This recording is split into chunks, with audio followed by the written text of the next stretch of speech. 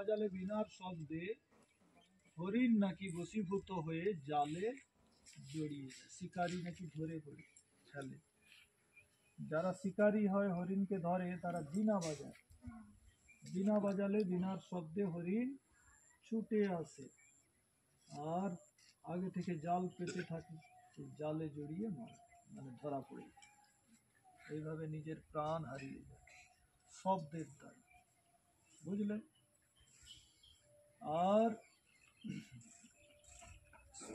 রূপের দ্বারা তারা মারা যায় পতঙ্গ, আগুনে ঝাঁপ দিয়ে তারা পুড়ে মরে, বুঝলে? পতঙ্গ দেখেছো?